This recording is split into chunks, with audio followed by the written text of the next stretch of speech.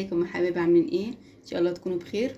النهارده هنعمل طريقه التوميه، تتاكل مع الشاورما الفراخ السوري او بطاطس او اي جنب اي حاجه يعني. بتفتح النفس جنب اي اكله يعني. يلا هنبتدي. ديت المقادير. هنا معلقتين توم، وهنا خل، وهنستخدم كوبايه ونص ميه، وليمون، وزيت، وعلبة زبادي، ومايونيز، وهنا 4 معالق كبار من النشا. يلا نعمل المقادير. هنحط هنا النشا،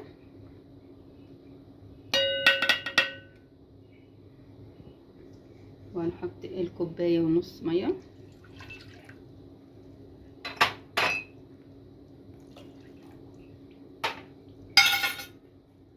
نقلبهم على البارد، وبعد كده نرفعهم على النار.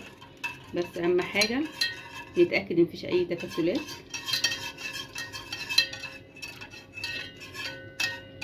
خلاص كده نرفعها على النار. لازم كده ندوب حلو، ما نسيبش ايدينا خالص عشان ما يكلكعش. هنا قلبناها براها خالص، وهدينا النار لغايه ما وصلت للقوام ده، ونسيبها بقى تبرد شويه، وبعد كده نشوف هنقول هنعمل ايه. هنا بنفردها كده عشان ايه؟ تبرد، ندي النشا مع الميه، بس تعمل بس طبقه كده وتبرد، ونشوف هنعمل ايه تاني. هنا هنضيف الثوم والخل، وهنا الزيت، وهنا علبة الزبادي،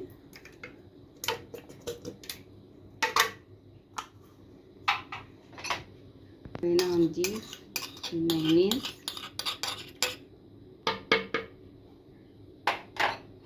وهنا شوية الليمون. احنا حاطين المقادير كلها، وادي بص عملت ازاي. هنقطعها حته حته.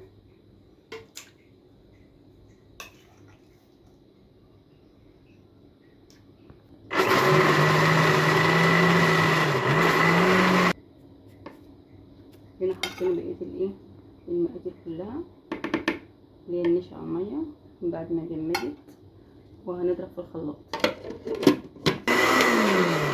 انا هنا ضفت شويه ملح، انا هنا ضفت شويه لبن، ومع الملح كده، واضرب ضربه كده خلاص. ديت توميه كده بعد ما نزلتها من الخلاط، وبألف هنا وشفا. يا رب يكون الفيديو عجبكم، ما تنسوش تدعموني بلايك واشتراك وكومنت، ويا رب يكون الفيديو عجبكم.